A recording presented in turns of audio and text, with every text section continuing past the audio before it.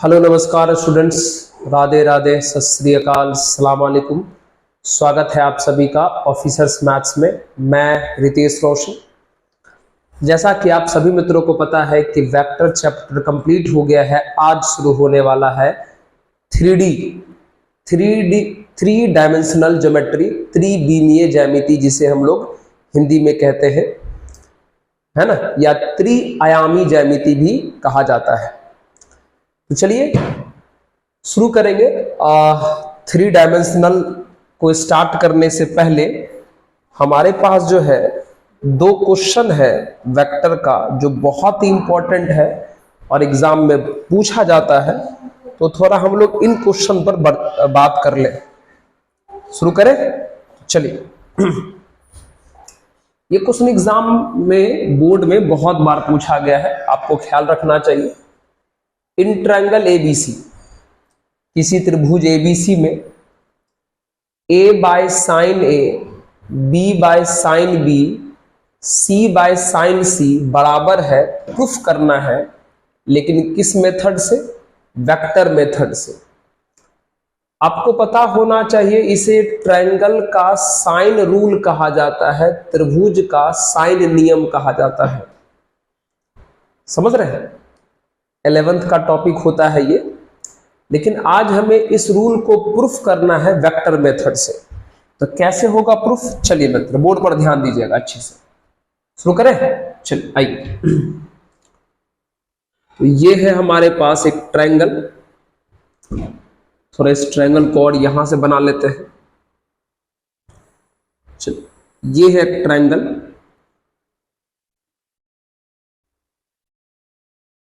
ठीक है, इसका नाम दे देते हैं ए बी और सी। ये ट्रायंगल एबीसी हो गया। ए के सामने वाले साइड के लेंथ को स्मॉल ए कह सकते हैं, है ना। अच्छा, ये चीज हम लोग बाद में मान लेंगे। एक काम कर लेते हैं, ऐसे थोड़ा सोचिएगा। यह एक ट्रायंगल एबीसी है। ए के सामने वाला जो साइड बीसी है, इसको स्मॉल ए कहा जाता है लेंथ के अनुसार। आइए एक काम करते हैं, इसको लेंथ में स्मॉल ए, अब वेक्टर में ए मान लेते हैं। बी के सामने वाले को वेक्टर बी मान लेते हैं और सी के सामने वाले को वेक्टर सी मान लेते हैं। कोई दिक्कत वाली बात तो इसमें नहीं है। ये तो ट्रायंगल का नियम ही होता है भाई। ए के सामने वाले को ए, बी के सामने वाले को बी और सी के सामने वाले को सी माना जाता है। बस हमने उसी का वेक्टर माना है। ए के सामने वाले को वेक्टर ए, बी के सामने वाले को वेक्टर बी, सी के सामने वाले को वेक्टर सी। ठीक है, ओके, बहुत बढ़िया सर। अब एक छोटा सा काम और आप कर लीजिए। क्या करिएगा? आइए यहां देखिएगा।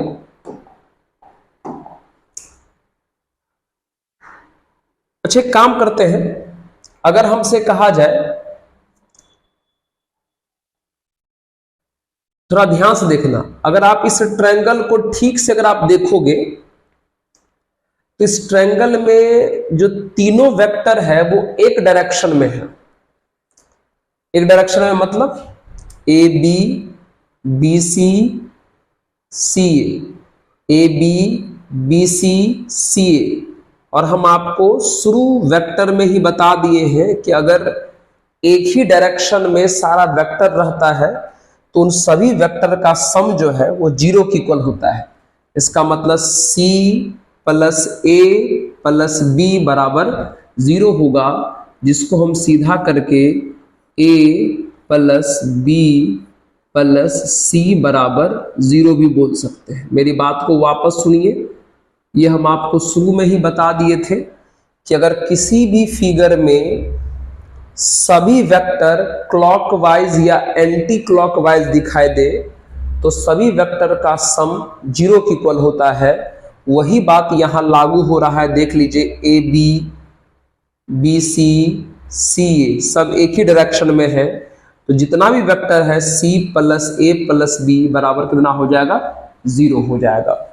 ओके, चलिए अब यहां एक काम करते हैं, इसको फर्स्ट इक्वेशन मान के दोनों तरफ वेक्टर ए से क्रॉस कीजिए, क्रॉस बाय वेक्टर ए। अगर वेक्टर ए से क्रॉस करोगे तो ये हो जाएगा A cross A plus A cross B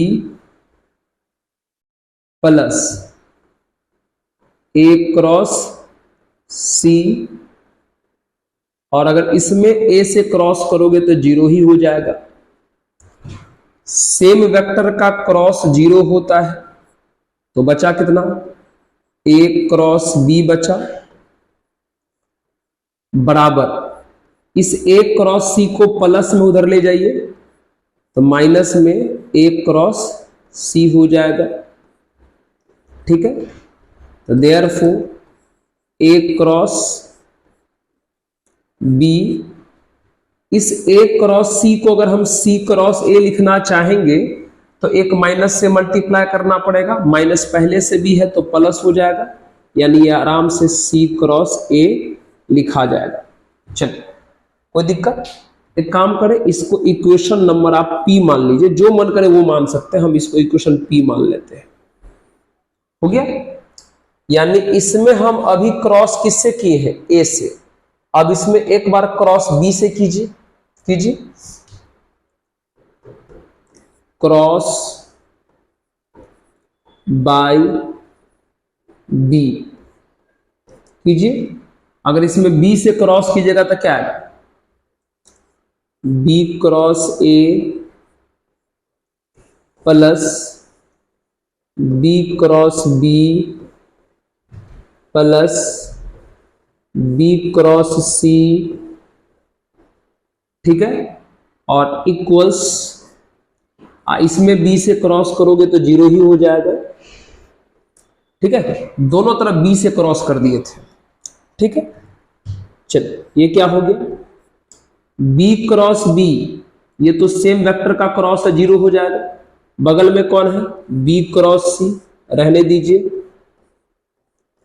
ये प्लस का बी क्रॉस ए उधर गया तो माइनस का बी क्रॉस ए हो जाएगा, माइनस का बी क्रॉस ए हो जाएगा। ओके, अच्छा ये बगल में दिख रहा है क्या, थोड़ा देखिए तो, बहुत बढ़िया, थोड़ा सा, अच्छा ये तो अपने आप इधर आ गया। चलिए आइए तो थोड़ा इसको हम इधर ले आते हैं हल्का सा। चलिए अब यहां देखिएगा, हाँ तो कितना हो गया बताइए, ये हो गया बी क्रॉस सी बराबर, अगर इस b क्रॉस a को पलट के अगर a क्रॉस b लिखिएगा तो माइनस से मल्टीप्लाई करना पड़ेगा, एक माइनस पहले से भी है तो प्लस हो जाएगा, यानी प्लस a क्रॉस b हो जाएगा।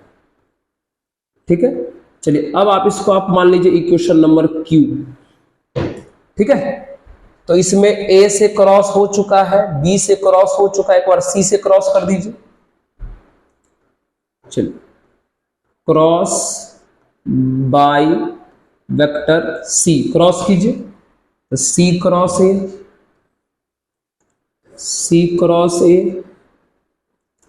Plus c cross b plus c cross c, और लास्ट में 0 से क्रॉस करोगे तो 0 ही हो जाएगा। सही है, c cross a, c cross b, c cross c, इसमें करोगे तो 0 ही हो जाएगा। चलिए ये c क्रॉस a रहने दीजिए, इसी तरफ c क्रॉस c 0 हो जाएगा, ये प्लस में उधर जाएगा तो माइनस में c क्रॉस b हो जाएगा।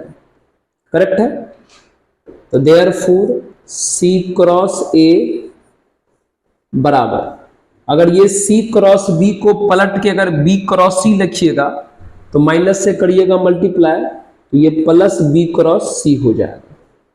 चलिए अब इसको मान लीजिए इक्वेशन नंबर आर। अब अगर आप गौर से इक्वेशन P को, इक्वेशन Q को और R को थोड़ा गौर से देखिए। इसमें A क्रॉस B बराबर C क्रॉस A है, इसमें B क्रॉस C बराबर A क्रॉस B है, और इसमें C क्रॉस A बराबर B क्रॉस C है। थोड़ा गौर से देखिएगा। P को, Q को और R को थोड़ा गौर से देखिए। तो आप P Q और R को थोड़ा गौर से देखिए। P Q R को थोड़ा गौर से देखिए। आप देख रहे हैं क्या? चलिए, उधर जो थोड़ा सा जीरो छुपा हुआ लग रहा है वो लास्ट में जीरो है, ठीक है। P Q R को अगर आप थोड़ा गौर से देखिएगा तो आपको लगेगा, क्या लगेगा भाई? आपको लगेगा फ्रॉम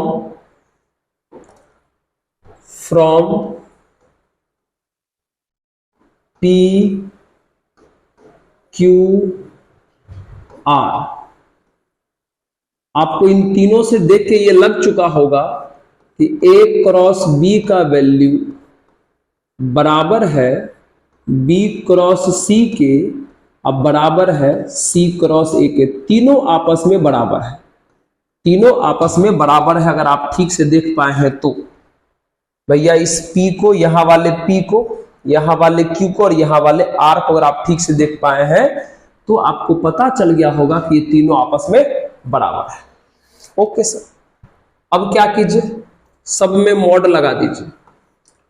तो मॉड A क्रॉस B हो जाएगा ये, बराबर मॉड B क्रॉस C हो जाएगा ये, बराबर मॉड C क्रॉस A हो जाएगा ये। चलिए, A क्रॉस B का मॉड मतलब A का मैग्नीट्यूड B का magnitude into sine theta. Sine theta मतलब A और B के बीच का एंगल। अब थोड़ा ध्यान देना है, वेक्टर A और वेक्टर B के बीच का एंगल। आइए ध्यान दीजिए। तो वेक्टर A और वेक्टर B के बीच का एंगल बनाने जा रहे हैं, थोड़ा ध्यान देना। वेक्टर A और वेक्टर B के बीच का एंगल, तो वेक्टर के बीच का एंगल तब बनता है जब वेक्टर का टेल एक जगह हो। तो भैया वेक्टर A है ये, अब वेक्टर B है ये, तो वेक्टर B का टेल तो यहां पर है क्योंकि B ऐसे जा रहा है। तो एक काम करो, अगर इस A को आप थोड़ा अगर इधर शिफ्ट कर दोगे, A को अगर आप इधर शिफ्ट कर दोगे तो A और B के बीच का एंगल ये बनने लगेगा। बिल्कुल सही बात है। अरे भैया A और B के बीच का एंगल चाहिए तो A और B का टेल एक जगह होना चाहिए। तो यहां तो B का टेल था लेकिन A का टेल नहीं था, तो इस A वाले वेक्टर को थोड़ा हम आगे बढ़ा दिए, तब A और B के बीच का एंगल ये हो गया। अब बताओ इधर वाला एंगल अगर C है, क्योंकि अगर इस वर्टेक्स का नाम C है तो ये एंगल C है, अगर ये एंगल C है तो ये वाला कितना होगा? पाई माइनस C। इसका मतलब A और B के बीच का एंगल कितना हो गया? Pi minus C। तो यहां साइन क्या लिखाएगा? पाई माइनस C लिखाएगा, साइन पाई माइनस C लिखाएगा, बराबर बराबर बराबर B क्रॉस C का मॉड मतलब, B क्रॉस C का मॉड मतलब B का मैग्नीट्यूड C का magnitude into sine theta. Theta मतलब B और C के बीच का एंगल। आइए B और C के बीच का एंगल देखते हैं। B यहां है, C यहां है, तो दोनों के बीच का एंगल दिखाने के लिए दोनों का टेल एक जगह होना चाहिए, दोनों का टेल एक जगह होना चाहिए। तो भैया यहां पर C का टेल तो है क्योंकि C इधर आया है। B का टेल दिखाने के लिए B को थोड़ा इधर बढ़ा दो, B का टेल दिखाने के लिए B को थोड़ा इधर बढ़ा दो। B ये वाला वेक्टर है, इसको थोड़ा इधर बढ़ा दिए, ठीक है, थोड़ा इधर बढ़ा दिए, बढ़ा सकते हैं, बढ़ा दिए। अगर ये वेक्टर B हो गया, ये वेक्टर C है, तो B और C के बीच का एंगल ये हो गया। इस एंगल का वैल्यू है A, तो इसका वैल्यू कितना हो जाएगा? Pi minus A। कितना हो जाएगा? Pi minus A, pi minus A। यानी B और C के बीच का एंगल कितना हो जाएगा? पाई माइनस A हो जाएगा। चलिए अब आगे बढ़िए। बराबर सी क्रॉस ए मतलब सी का मॉड इंटू ए का mod into sine theta. Theta मतलब सी और ए के बीच का एंगल। सी और ए के बीच का एंगल देखिए कितना होगा, सी और ए के बीच का एंगल है ना। सी है ये, ए है ये, तो भैया यहां तो ए का टेल है, सी का टेल लाने के लिए सी को थोड़ा इधर बढ़ा दीजिए, है ना। सी को इधर बढ़ा दिए, देख लीजिए, है ना। सी को इधर बढ़ा दिए थोड़ा, ए इधर की तरफ है, तो दोनों यहां पर टेल हो गया। और ये जो एंगल बना वो सी और ए के बीच का एंगल बना। तो भैया ये वाला एंगल बी है, ये वाला एंगल कितना है बी, तो नीचे वाला एंगल कितना हो जाएगा पाई माइनस बी, क्योंकि आपको पता है ना ये पूरा 180 होता है और 180 को ही तो हम लोग पाई बोलते हैं। इसका मतलब यहां लिखाएगा पाई माइनस बी। अच्छा क्या आपको उधर उस कोने में दिखाई दे रहा था?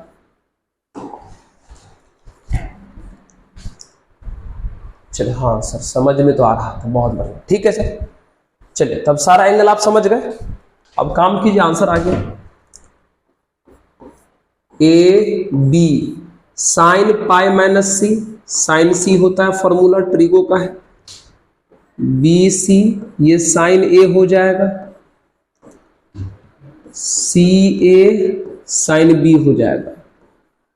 अब एक काम कीजिए, दोनों तरफ डिवाइड कीजिए ए बी सी से, इसमें भी डिवाइड कर दीजिए ए बी सी से, इसमें भी डिवाइड कर दीजिए ए बी सी से, इसमें भी डिवाइड कर दीजिए ए बी सी से, ठीक है। तो ए बी कट गया, तो साइन सी बाय सी हो गया, यहां से बी सी कट गया, तो साइन ए बट्टा ए हो गया, यहां से सी ए कट गया, तो साइन बी बट्टा बी हो गया। और आप देख लीजिए अगर सबको पलट दीजिएगा तो ये सी बट्टा साइन सी, ये ए बट्टा साइन ए, पलटने का मतलब सबका रेसिप्रोकल ले लिए, और ये बी बट्टा साइन बी, है ना। इसी को हम वापस अगर लिखना चाहें अरेंज करके, पहले ए वाला, तो पहले ए वाला लिखोगे तो ये ए बट्टा साइन ए हो जाएगा, बराबर बी बट्टा साइन बी हो जाएगा, बराबर सी बट्टा साइन सी हो जाएगा। और यही आपको प्रूफ करना था, यही आपको प्रूफ करना था। ओके नोट कर लीजिए, समझ आ गया होगा अच्छे से, ये प्रूफ करना था।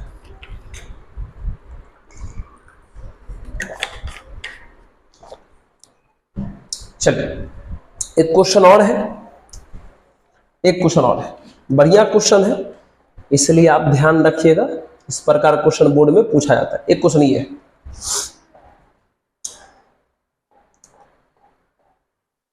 चलिए देख लीजिए इसको,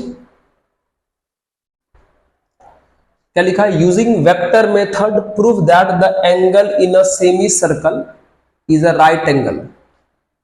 प्रूफ करना है, सेमी सर्कल मतलब होता है अर्धवृत्त, प्रूफ करना है कि अर्धवृत्त का कोण समकोण होता है, सेमी सर्कल के कारण जो एंगल बनता है वो 90 का एंगल बनता है, ये प्रूफ करना है। ओके ओके ठीक है, शुरू करें। ये है आपका, पहले एक सर्कल बना लेते, क्या पहले एक सर्कल बना लेते अच्छे से, ठीक है। चलो ये हो गया आपका सेमी सर्कल, ठीक है। यहां पर कहीं ना कहीं सेंटर हुआ होगा, सेंटर, ठीक है। चलिए आइए इसको मान लेते हैं O, इसको मान लेते हैं A, इसको मान लेते हैं B, यहां से खींचे एक परपेंडिकुलर, इसको मान लीजिए P, ठीक है। और ये है AP और ये है PB, पता है ना कौन सा एंगल, यही वाला एंगल आपको 90 प्रूफ करना है, ये वाला एंगल, मतलब एंगल ए पी बी 90 लाना है, एंगल ए पी बी आपको 90 लाना है, क्योंकि सेमी सर्कल के कारण एंगल ए पी बी तो ही बन रहा है, ए पी बी, तो ये वाला एंगल 90 प्रूफ करना है आपको। ठीक है, हो जाएगा। आइए चलिए, vector P A, vector P A, P O और ये हो गया ए ओ, पी बी और ये ओ बी, है ना। एक फिगर बना लिए, फिर हम वेक्टर पी ए बना लिए, पी ओ बना लिए, ओ ए बना लिए, पी बी बना लिए, ओ बी बना लिए। अब ध्यान दीजिएगा, जो ध्यान देने लायक चीज है ध्यान देना अच्छे से बोर्ड पर, एक बार में आपको समझ में आ जाएगा। एंगल पी ए बी 90 आ जाएगा। इन ट्रायंगल पी ओ ए पर ध्यान दो, इस ट्रायंगल पर ध्यान दो और ट्रायंगल लॉ लगाओ। ट्रायंगल लॉ क्या होता है? जिस वेक्टर का टेल पर टेल और हेड पर हेड हो वो बाकी का सम होता है। तो बताइए इसमें किसका टेल पर टेल और हेड पर हेड है? तो कहोगे सर पी ए का। इसका मतलब वेक्टर पी ए बराबर हो जाएगा vector P O plus vector O A, ये हो जाएगा। करेक्ट है ना। चलिए इसको इक्वेशन फर्स्ट मान लीजिए। Similarly in triangle P O B की बात कीजिए इस ट्रायंगल में, और इसमें भी लगाइए ट्रायंगल लॉ ऑफ एडिशन। तो किसका हेड पर हेड और टेल पर टेल है? तो कहोगे सर पी बी का। तो वेक्टर पी बी बराबर क्या हो जाएगा? पी ओ अब प्लस ओ बी हो जाएगा। P O plus O B हो जाएगा। अगर आप ठीक से ध्यान देंगे, अच्छे से ध्यान देंगे, तो पी बी बराबर पी ओ। अब बाबू बताओ, ओ बी भी रेडियस है, ओ ए भी रेडियस है। इसका मतलब ओ बी का मैग्नीट्यूड ओ ए का मैग्नीट्यूड बराबर है, बस डायरेक्शन का अंतर है। ओ बी इस डायरेक्शन में है, ओ ए इस डायरेक्शन में है। मतलब ओ बी और ओ ए मैग्नीट्यूड में बराबर है, डायरेक्शन में अपोजिट है। मतलब अगर ओ बी को ओ ए में लिखना हो तो क्या ओ बी को हम माइनस ओ ए लिख सकते हैं? सोच के बताइए, क्या हम ओ बी को माइनस ओ ए लिख सकते हैं? यस सर, क्योंकि ओ बी का डायरेक्शन और ओ ए का डायरेक्शन अपोजिट है। तो अगर ओ बी इधर प्लस में है तो ओ ए को इधर क्या मानना पड़ेगा? माइनस में। अरे भैया, ओ बी और ओ ए अभी तो बिल्कुल नहीं सेम हो पाएगा, क्योंकि ओ बी इधर की तरफ है, ओ ए इधर की तरफ है। तो दोनों में से किसी एक में माइनस से मल्टीप्लाई कर दोगे तो दोनों का डायरेक्शन सेम हो जाएगा। तो हमने ओ ए में इसमें माइनस से मल्टीप्लाई किया तो इसका डायरेक्शन पलट के इधर हो जाएगा। इसलिए हमने ओ बी बराबर माइनस ओ ए लिखा, यानी ओ बी को हटा के क्या लिख दिया? Minus O A. बोलो कोई शक है क्या इसमें आपको? No sir, second equation. चलिए इसको मिटा दीजिए। चलिए अब क्या करिए, दोनों को मल्टीप्लाई कीजिए। फ्रॉम फर्स्ट इनटू सेकंड, दोनों को मल्टीप्लाई कीजिए। तो मल्टीप्लाई कैसे होगा? एलएचएस से P A dot P B बराबर आरएचएस से P O plus O A dot, ऐसे डॉट कर रहे हैं दोनों को, तो यहां पर डॉट लिख दीजिए। आप क्रॉस समझ आइएगा तो फिर दिक्कत हो जाएगा। ठीक है। और पी ओ माइनस ओ ए, ठीक है, मतलब LHS LHS से डॉट हुआ, RHS RHS से डॉट हुआ, तो ये PA डॉट PB, ये A plus B into A minus B, इसका मतलब A का स्क्वायर मतलब PO का स्क्वायर हम माइनस AO का स्क्वायर हो जाएगा। अगर आप अच्छे से देखोगे PA डॉट PB, अगर आप ठीक से देखो तो PA और OA दोनों रेडियस है, PO और OA दोनों रेडियस है, इसका मतलब इसका मैग्नीट्यूड और इसका मैग्नीट्यूड सेम होगा, यह भी रेडियस है यह भी रेडियस है, तो इसका मैग्नीट्यूड और इसका मैग्नीट्यूड सेम होगा। इसका PO का मैग्नीट्यूड और OA का मैग्नीट्यूड सेम है, क्योंकि यह भी रेडियस है यह भी रेडियस है, तो दोनों को माइनस करोगे तो क्या आ जाएगा, 0 आ जाएगा। अरे समझ में आया, क्योंकि यह भी रेडियस है यह भी रेडियस है। अब सोच के देखो PA डॉट PB 0 है, तो दो वेक्टर का डॉट 0 होना मतलब दोनों वेक्टर आपस में क्या होना, परपेंडिकुलर होना, मतलब PA और PB परपेंडिकुलर है, ये है PA ये है PB, दोनों परपेंडिकुलर है, इसका मतलब ये एंगल P कितना है 90, एंगल P कितना है 90, यही तो प्रूफ करना था, यही आपको प्रूफ करना था। ठीक है, चलो जल्दी से नोट कर लें प्लीज इसको। हाँ, तो ये दो क्वेश्चन है जो एग्जाम में कई बार पूछा गया है और आप इसका अच्छे से ख्याल रखेंगे। तो चलिए, जितना भी इंपॉर्टेंट चीजें था हमने वेक्टर में आपको करा दिया, बस आपका काम है रिवाइज करना और अच्छे से इसको याद रखना और एग्जाम में बनाना। ओके, चलिए तो आज से शुरू करेंगे एक नया चैप्टर जिसका नाम है 3 डायमेंशनल ज्योमेट्री। 3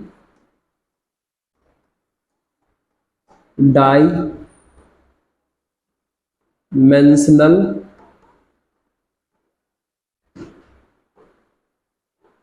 ज्योमेट्री।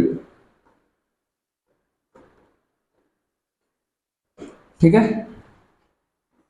3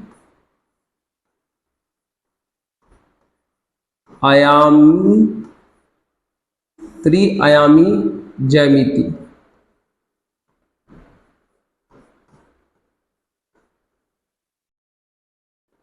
ये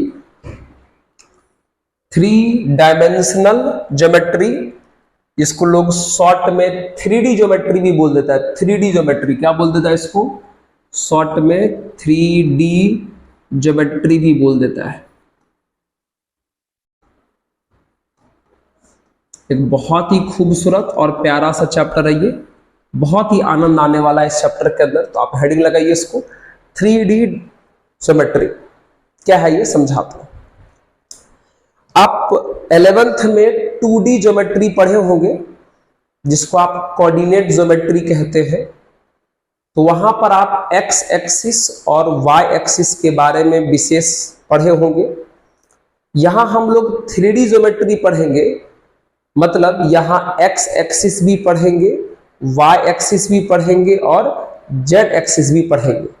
ठीक है, तो आइए हम आपको सबसे पहले समझाते हैं बेसिक चीजें। ठीक है, बेसिक चीजें क्या है सुन लीजिए।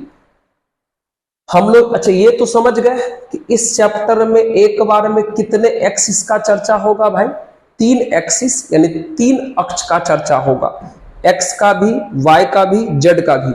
रुक जाइए, हम 3 अक्ष का व्यवस्था करते हैं थोड़ा सा, आइए 3 का व्यवस्था कर लेते हैं, है ना, कर लिए हम व्यवस्था ताकि हम आपको यहां दिखा सकें। चलिए ध्यान सुनिएगा, तीनों एक्सिस, एकदम मेरी बात को अच्छे सुनिएगा, तीनों एक्सिस मिल करके पहला बात यह लिखेंगे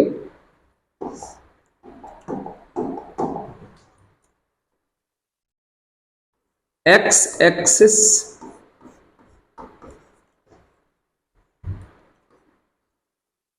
Y axis Z axis. form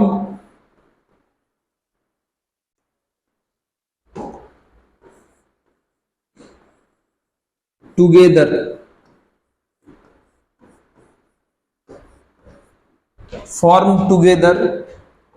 a space। ठीक है, हिंदी में इसको क्या बोलेंगे? एक्स अक्ष,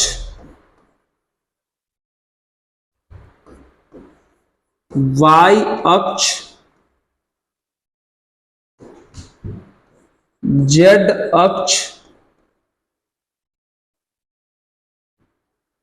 एक साथ मिलकर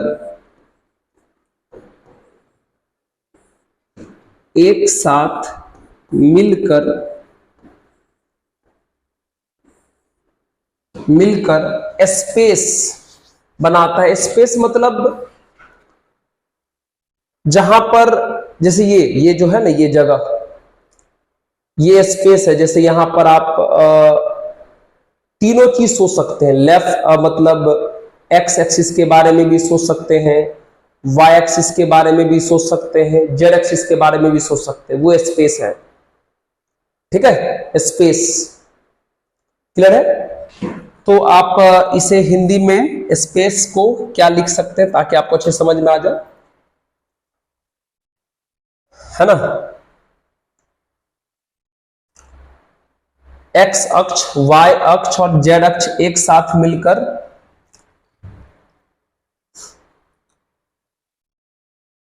स्पेस बनाता है।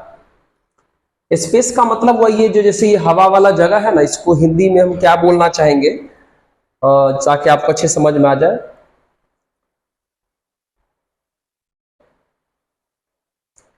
ठीक है, हिंदी में से वो ठीक नहीं रहेगा लिखना। ठीक है, आइए हम यही लिख देते हैं। आप इसका मतलब समझ गए होंगे, स्पेस बनाता है। स्पेस मतलब, वापस समझाते, चिंता मत कीजिए, वापस समझाते हैं, आप चिंता मत कीजिए। ठीक है, ये हिंदी वाला जो शब्द है थोड़ा ठीक ढंग से लिखना पड़ता है, थोड़ा दिखेगा। स्पेस का मतलब क्या हुआ? जैसे हम अभी बताया ना, जैसे ये जगह देख रहे, ये वाला जगह, ये जगह, यहां से आप x भी जा सकते हैं, यहां से आप y भी जा सकते हैं, यहां से आप z भी जा सकते हैं। ये वाला जगह सतह नहीं बनाता है। सतह में क्या होता है, जिसको इंग्लिश में प्लेन कहते हैं, उसमें दो ही चीज होता है। जैसे ये हाथ जो हमारा वो सतह है, प्लेन है, या तो इसमें x है और y है, z नहीं है ना? लेकिन अगर आप इस हवा की बात करिए, जो हवा में अगर कोई पॉइंट लटक रहा होगा, अगर हवा में कोई बिंदु लटक रहा होगा, तो उसका तीनों बात होगा। तीनों बात मतलब x भी होगा, y भी होगा, z भी होगा। x, y, z। अच्छा, इस बात का कोई रोक टोक नहीं है कि आप किधर x मानते हो, किधर y मानते हो, किधर z मानते हो। जिधर मन करे आप x मानिए, जिधर मन करे y मानिए, जिधर मन करे z मानिए। कोई इसमें रूल नहीं है कि x इधर ही मानना है, y उधर ही मानना है। ये x, ये y, ये z, ये x, ये y, ये z। तो हवा में अगर कोई बिंदु लटक रहा हो, अगर हवा में, उसी को हम लोग स्पेस कहते हैं। स्पेस समझ गए? तो x एक्सिस, y एक्सिस और z एक्सिस मिल करके एक स्पेस बनाता है। हवा में लटकता हुआ चीजें बनाता है, ऐसा समझो, है ना? हवा में लटकता हुआ चीजें मतलब आप उसको किसी सतह पे नहीं सोच सकते हैं। सतह पे सोचने का मतलब हुआ दो ही चीज सोचना, x y सोचना। ठीक है, तो x एक्सिस, y एक्सिस और z एक्सिस तीनों मिल करके स्पेस बनाता है, यानी हवा में लटकता हुआ चीज फॉर्म करता है एक बिंदु की तरह। जैसे ऐसा आपको लगेगा कि एक बिंदु है जो हवा में लटका हुआ है, इमेजिन करना पड़ेगा। ऐसे लटक तो सकता नहीं, लेकिन इमेजिन करना पड़ेगा, है ना? जहां से तीनों चीज होगा, x भी होगा, y भी होगा और z भी होगा। ठीक है, चलिए अगली बात क्या है इसमें? अगली बात ये है,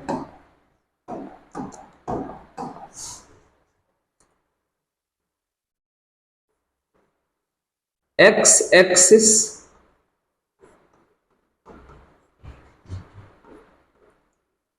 y axis and z axis divides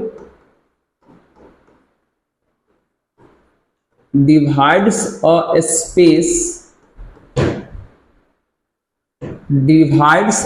space in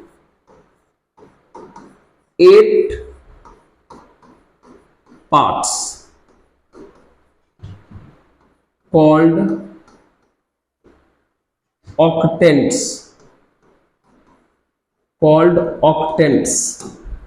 है ना। x अक्ष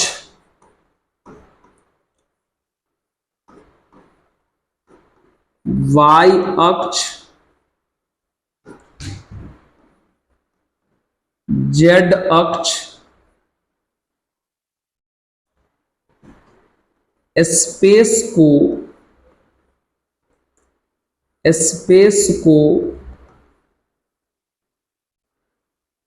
8 भागों में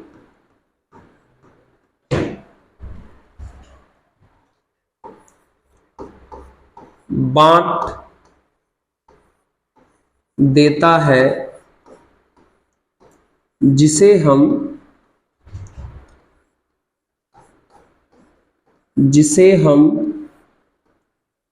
अष्टक कहते हैं, अष्टक कहते हैं। जैसे आप लोग x एक्सिस और y एक्सिस के कारण बने पार्ट्स को क्वाड्रेंट यानी चतुर्थांश कहते हैं, ठीक उसी प्रकार यहाँ x एक्सिस, y एक्सिस और z एक्सिस के कारण बने पार्ट्स को ऑक्टेंट यानी अष्टक कहते हैं। ऑक्टेंट यानी अष्टक कहते हैं, यानी 8 बराबर भाग में बंटता है चीजें, x एक्सिस, y एक्सिस और z एक्सिस के कारण। अगर आप इस चीज को समझ सके तो आइए हम कोशिश करते हैं आपको समझाने का। देखिए, है ना।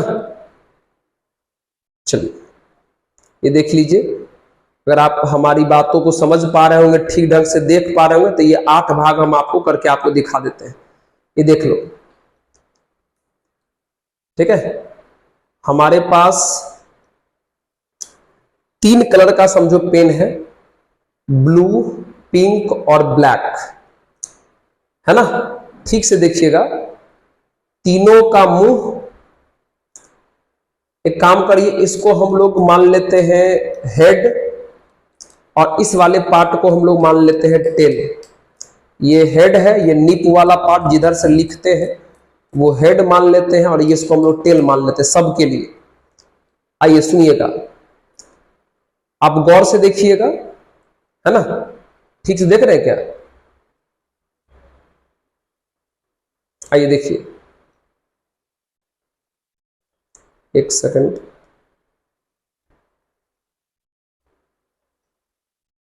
चलो देखिए, ये देखिए, ये वाला भाग, ये देख रहे हैं, ये वाला भाग इसके हेड से, इसके हेड से और इसके हेड से बन रहा, ये फर्स्ट ऑक्टेंट हुआ। अब यहां देखिए, हेड टेल हेड से बन रहा है, ये सेकेंड ऑक्टेंट हुआ। यहां देखिए इस तरफ हेड हेड हेड और टेल से बन रहा है, इधर ब्लैक के टेल से, ये थर्ड हुआ। इस चौथे को देखिए, ब्लू का टेल, ब्लैक का टेल और पिंक का हेड, ये फोर्थ हुआ। एक ये वाला, एक ये वाला, एक ये वाला, एक ये वाला। तो ऊपर से कितना दिखा? 4। ठीक उसी प्रकार नीचे से कितना दिखेगा? 4। तो कितना हुआ? 8। ऊपर से 4 को दिखा, एक यहां वाला, एक यहां वाला, एक यहां वाला, एक यहां वाला, 4 दिखा ऊपर से। तो नीचे से भी कितना दिखेगा? 4, 8 हो गया, है ना। तो x एक्सिस, y एक्सिस और z एक्सिस मिल करके 8 पार्ट में बांटता है, जिसे हम लोग ऑक्टेंट यानी अष्टक कहते हैं। अब एक सबसे जरूरी पॉइंट, आपको एक छोटा सा टेबल याद रखना है। ये टेबल, देखिए क्या है ये टेबल, ठीक है। इस टेबल से आप हर एक ऑक्टेंट में रहने वाले पॉइंट का साइन डिसाइड कर सकते हैं, चिन्ह पता कर सकते हैं, ठीक है। चलो यहां लिखेंगे ऑक्टेंट्स, ऑक्टेंट,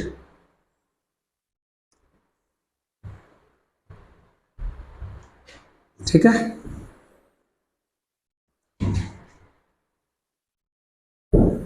ये x, ये y और z, यहां x एक्सिस, ये y एक्सिस और ये z एक्सिस, ठीक है। First octant, second octant,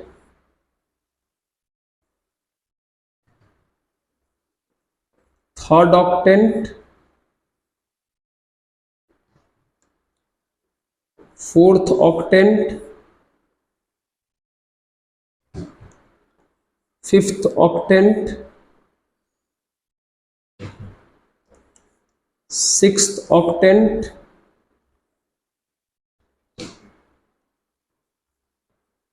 seventh octant और एट्थ ऑक्टेंट, ठीक है। 8 पार्ट में हमने बांट दिया, 8 पार्ट में इसको बांट दिया। अब सबका साइन देख लीजिए, सबका साइन देख लीजिए। साइन याद रखने का ट्रिक है, देख लीजिएगा यहां पे, प्लस, डबल माइनस, प्लस, फिर प्लस, डबल माइनस, प्लस, फिर double plus, double minus, double plus, double minus, 4 plus, 4 minus, ये है साइन, देख लीजिए, है ना। यहां ऑक्टेंट लिखा है, एक्सिस एक्स वाई और जेड लिखा हुआ है। ट्रिक क्या है भाई, plus double minus plus, plus double minus plus, पहले बार, दूसरी बार double plus double minus, double plus double minus, तीसरी बार 4 प्लस 4 माइनस, ठीक है। अब आपको जिस क्वाड्रेंट का, सॉरी क्वाड्रेंट बोल दिए, जिस ऑक्टेंट का साइन चाहिए आप आराम से पता कर सकते हैं। जैसे मान लीजिए अगर आपको एग्जाम्पल में एक पॉइंट दे दिया गया, एक पॉइंट दे दिया गया, एक पॉइंट दे दिया गया ए, 2 -4 5, अब पूछा गया कि बताइए यह किस ऑक्टेंट में है। तो ठीक से देखिए, x प्लस है, y माइनस है, z प्लस है, x plus y minus z plus, मतलब plus minus plus, plus minus plus, देखना है कहां है प्लस, ये देखो प्लस माइनस प्लस, यानी किस में है, फोर्थ में, यानी ये पॉइंट कहां का है भाई, फोर्थ का है। ये पॉइंट कहां का है, फोर्थ ऑक्टेंट का है। अगर मान लीजिए एग्जाम्पल के लिए एक दूसरा पॉइंट है b, -3, -1 और 9, इसका पता करना है। तो x minus Y minus Z plus, मतलब माइनस माइनस प्लस, चलिए minus minus plus, minus minus plus third में है, माइनस माइनस प्लस किस में है, थर्ड में है, देख रहे हो। इस तरीके से आप किसी भी पॉइंट का ऑक्टेंट पता कर सकते हैं कि वो कहां है, किसी भी पॉइंट का ऑक्टेंट पता कर सकते हैं। जैसे मान लीजिए पॉइंट सी है, जिसका वैल्यू मान लेते हैं -8 है, 7 है और -9 है, इसका पता करना है। x माइनस है, y प्लस है, z माइनस है, minus plus minus, minus plus minus कहां है, माइनस प्लस माइनस, यहां देखो माइनस प्लस माइनस 6 में, यानी इसका वैल्यू किधर होगा, 6 ऑक्टेंट का ये पॉइंट है। क्लियर है, माइनस प्लस माइनस इस तरीके से, ठीक है।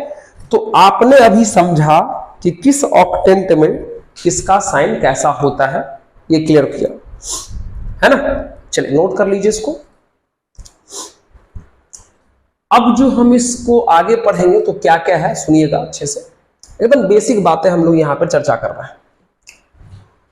चलिए एकदम और भी बेहतरीन बेसिक बात समझिएगा।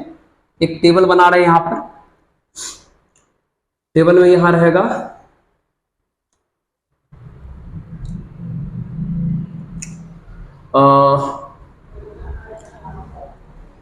चलिए पॉइंट ले लेते हैं, ठीक है।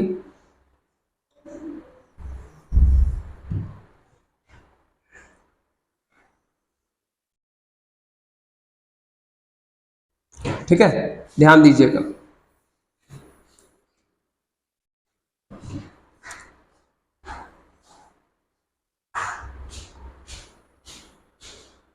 ये छोटा छोटा जो पॉइंट है इसका ख्याल रखना है। ये है हमारा एक्स एक्सिस, ये है हमारा वाई एक्सिस, ये हमारा जेड एक्सिस। थोड़ा सा इसको इधर ले आते हैं यहां पर, और यहां एक बॉक्स और लगा देते हैं। यहां डिसाइड होगा एक्सिस अक्ष,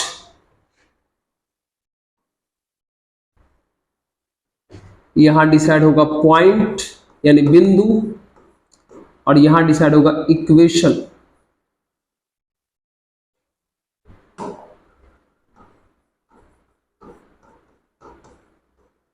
इक्वेशन यानी लाइन, इक्वेशन यानी समीकरण।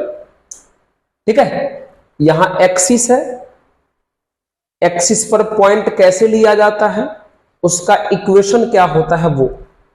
ठीक है, आइए कौन सा एक्सिस है प्यारे, एक्स एक्सिस। तो एक्स एक्सिस में सिर्फ एक्स होता है, बाकी सब जीरो होता है पॉइंट के नाम पर। वाई एक्सिस में सिर्फ वाई होगा, बाकी सब जीरो होगा। जेड एक्सिस में सिर्फ जेड होगा, बाकी सब जीरो होगा। ठीक है, इक्वेशन लिखना है तो कैसे लिखोगे, तो एक्स एक्सिस का इक्वेशन दो तरीके से लिख सकते हो आप। आगे जाके एक और तरीका हम आपको बताएंगे, और नहीं तो काम करते वही तरीका बता देते हैं, उसको याद रखिए, बाद में जाकर उसको प्रूफ भी कर देंगे। एक्स एक्सिस का इक्वेशन होता है एक्स बाई 1 बराबर वाई बाय 0 बराबर जेड बाय 0। इसको याद रखिएगा प्लीज। ठीक है, बाद में हम इसके बारे में बताएंगे कि ये ऐसा क्यों हुआ। ठीक है, फिलहाल अब इसको एज अ फॉर्मूला की तरह याद कीजिए, ऑब्जेक्टिव में काम आएगा, इसके बारे में हम बाद में बताएंगे। वाई एक्सिस का है तो एक्स बाय 0 वाई बाय 1 और जेड बाय 0 हो जाएगा। जेड एक्सिस का है तो एक्स बाय 0 वाई बाय 0 और जेड बाय 1 हो जाएगा। जी हाँ, इसका ख्याल रखना आपको। ठीक है, चलिए जल्दी से नोट कर लीजिएगा, इसके बारे में हम पढ़ने वाले हैं आगे, लेकिन फिलहाल आप ज्यादा मुश्किल भी नहीं है भैया। अगर एक्स एक्सिस का पूछा है तो एक्स के नीचे 1 लिखो, बाकी सब के नीचे 0 लिखो। वाई एक्सिस का पूछा है तो वाई के नीचे 1 लिखो, बाकी सब के नीचे 0 लिखो। जेड एक्सिस का पूछा है तो जेड के नीचे 1 लिखो, बाकी सब के नीचे 0 लिखो। ऐसा क्यों हुआ, इसका भी रीजन है जो बताएंगे आगे जाके, फिलहाल नोट करना है। ठीक है, चलो एक और पॉइंट है, चलिए एक और पॉइंट है, ये देख लीजिए, ये देख लीजिए। फिर से एक टेबल बनाया जाए। बिल्कुल बेसिक बातें कर रहे हैं, इन सब का यूज है, तो आपको तैयार रहना इन सब के लिए। ठीक है, चलिए फिर से यहां पर हमारा आ जाएगा, इस बार आएगा यहां प्लेन, यहां आएगा पॉइंट, और यहां आएगा इक्वेशन।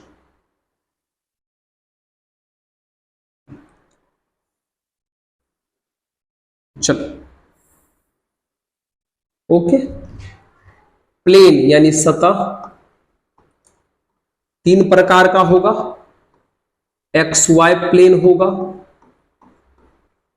एक्स वाई सतह, वाई जेड प्लेन होगा, वाई जेड सतह, जेड एक्स प्लेन होगा, जेड एक्स सतह। सबका ख्याल रखना है, सबका बहुत यूज है। पॉइंट और यहां पर इक्वेशन यानी समीकरण, ठीक है। चलिए, एक्स वाई प्लेन पर क्या रहेगा, तो सिर्फ एक्स कुछ ना कुछ होगा, वाई कुछ ना कुछ होगा, लेकिन जेड जीरो होगा, क्योंकि इसमें जेड नहीं है तो जेड जीरो होगा, जो नहीं रहेगा वो जीरो रहेगा। वाई जेड में एक्स नहीं है तो एक्स जीरो होगा, बाकी वाई और जेड कुछ ना कुछ होगा। इसमें वाई नहीं है तो वाई जीरो होगा, बाकी एक्स और जेड कुछ ना कुछ होगा। जैसे इसमें जेड नहीं है तो जेड जीरो है, बाकी कुछ ना कुछ है। इसमें एक्स नहीं है तो एक्स जीरो है, बाकी कुछ ना कुछ है। इसमें वाई नहीं है तो वाई जीरो है, बाकी कुछ ना कुछ है। अब इक्वेशन यानी समीकरण क्लियर है। एक्स वाई में कौन नहीं है भाई, जेड। इक्वेशन हो जाएगा जेड बराबर जीरो। वाई जेड में कौन नहीं है भाई, एक्स, तो हो जाएगा एक्स बराबर जीरो।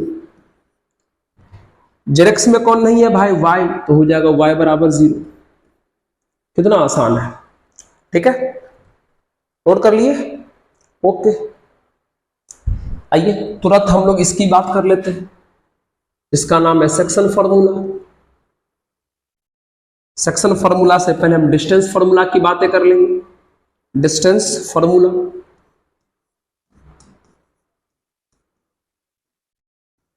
डिस्टेंस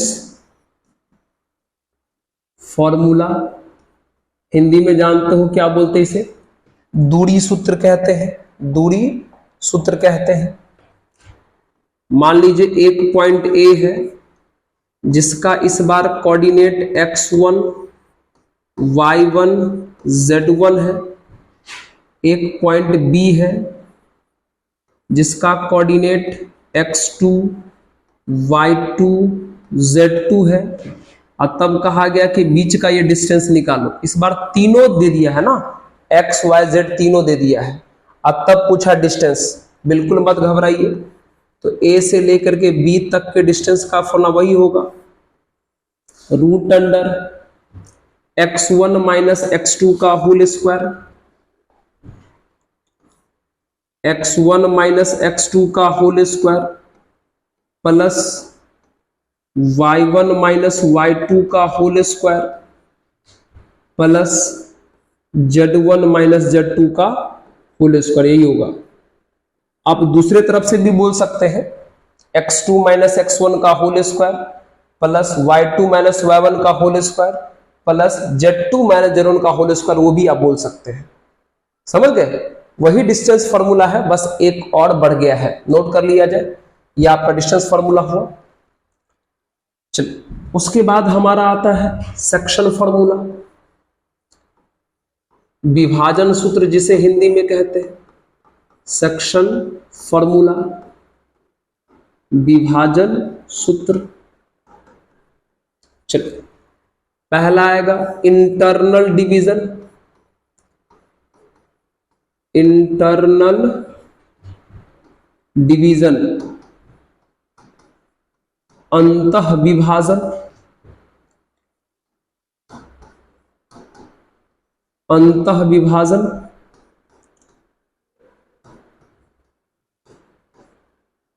चलिए, वही फॉर्मूला है जो आप जानते हैं, बस एक चीज और बढ़ जाएगा। देखिएगा क्या है, ये है पॉइंट ए और पॉइंट बी को मिलाने पर एक लाइन बना।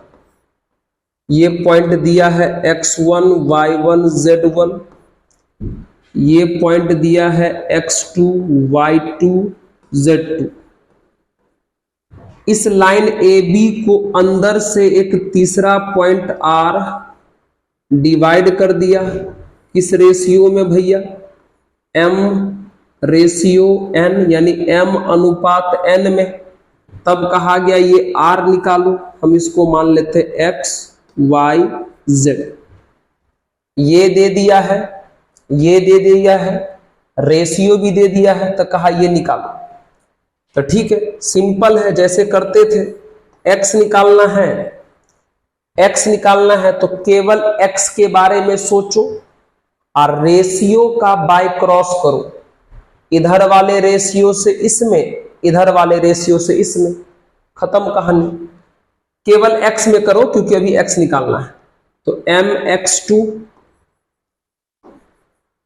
इंटरनल है तो प्लस nx1, रेशियो का बाय क्रॉस करना है और कुछ टेंशन नहीं लेना है। अब बट्टे m प्लस n, ये x निकल गया। अब y निकालना है तो सेम काम y में करो, इससे इसमें my2 प्लस ny1 बट्टे m प्लस n। अब z निकालना है तो सिर्फ z के बारे में सोचो, इससे इसमें mz2 प्लस nz1। देख रहे हो, जरूर ये फॉर्मूला आप कभी न कभी जरूर पढ़े होंगे, बस वही चीजें हैं, बस यहाँ एक्स्ट्रा एक और बढ़ गया z। सिर्फ आप x y पढ़े होंगे, बस एक्स्ट्रा क्या बढ़ गया इसमें, z बढ़ गया। ये था इंटरनल की बातें, नोट कर लिए।